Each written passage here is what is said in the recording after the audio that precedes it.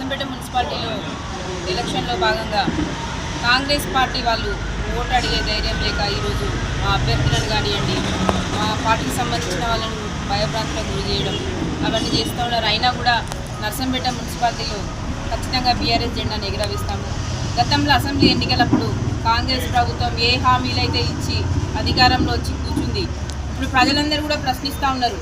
మీరు అధికారంలోకి రావడానికి కులం బంగారం ఇస్తా అన్నారు, గృహలక్ష్మి కింద 2500 రూపాయలు ఇస్తా అన్నారు, బీడీ కార్మికులకు పెన్షన్ ఇస్తా అన్నారు, ఇందిరమ్మ ఇల్లు ఇస్తా అన్నారు, వెహికల్స్ 2 వీలర్ ఇస్తా అన్నారు మహిళలందరికీ. కానీ ఏ ఒక్క హామీ కూడా నెరవేర్చకుండా మళ్ళీ కాంగ్రెస్ పార్టీ చేయి గుర్తు మీద ఓటు అడగడానికి కాంగ్రెస్ పార్టీలు వార్డులకు వస్తే ప్రజలు ప్రశ్నిస్తూ ఉన్నారు, మీరు ఏ మొహం పెట్టుకొని ఓట్లు అడుగుతూ ఉన్నారని.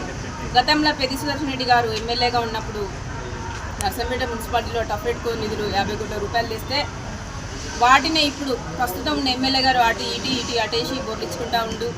అదేవిధంగా ఆయన సొంతంగా డబ్బులు సంపాదించుకోవడానికి ఆయన పేరు మీద, ఆయన వైఫ్ పేరు మీద ఉన్న కాంట్రాక్ట్ ఏదైతుందో శ్రీమాత కన్స్ట్రక్షన్ అని దాంతో పనులు చేసుకుంటా ఆయన లబ్ధి పొందుతూ ఉన్నాడు తప్ప నర్సంపేట నియోజకవర్గ ప్రజల అభివృద్ధి ఏ మాత్రం కూడా చూడట్లేదు. ఈరోజు నర్సంపేట మున్సిపాలిటీలో కొందరు కాంగ్రెస్ పార్టీ నాయకులు పెద్ది సుదర్శన్ రెడ్డి గారిని దుర్భాషలాడుతూ ఉన్నారు. వికాసైన వ్యక్తి ఎవరు అనంటే పెద్ది సుదర్శన్ రెడ్డి. ఒక్క అవినీతి ఆరోపణ నేను ఏకైక నాయకుడైనా అలాంటి నాయకుడిని ఈరోజు తీసేస్తామని బెదిరిస్తూ ఉన్నారు.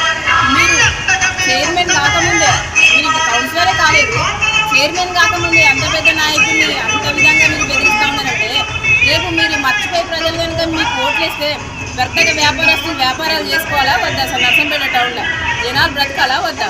ఈ రౌడీయిజం, ఈ దోపిడీ, భూదందాలు ఇవన్నీ కూడా వద్దు అని అనుకుంటే బీఆర్ఎస్ పార్టీ కారు గుర్తుకు ఓటేయండి ప్రజలారా.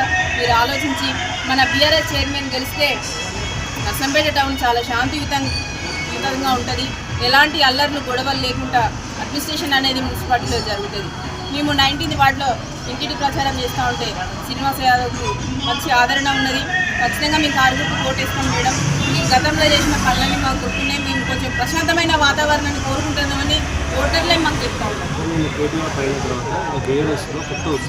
అవునండి, ఎందుకంటే కేటీఆర్ గారికి నర్సంపేటకు ప్రత్యేక నిధులు ఇచ్చి ఆయన మున్సిపల్ మంత్రిగా ఉన్నప్పుడు అన్నని తప్పకుండా చేస్తా అన్నారు. వచ్చిండు కేటీఆర్ గారు వచ్చినాక మా క్యాడర్లో కానివ్వండి నూతన ఉత్సాహం వచ్చింది. ఎందుకంటే గతంలో ఆయన నిధులు ఇచ్చిండు, మళ్ళీ వచ్చిండు. మీరు కాంగ్రెస్ పార్టీ అధికారంలోకి ఏదో మీరు అప్పుడు వాళ్ళు మభ్య పెడితే మీరు ఓట్లేసింది కావచ్చు, కానీ ఎప్పటికి వెళ్ళే వెళ్ళి మిమ్మల్ని కాపాడుకుంటాని హామీ ఇచ్చిండు. క్యాడర్ అంతా కూడా మంచి జోష్గా ఉన్నది. టౌన్లో కూడా చాలా మార్పు వచ్చింది. వాయిస్ అంతా చేంజ్ అయిపోయిందండి. అందరు బీఆర్ఎస్ అంటే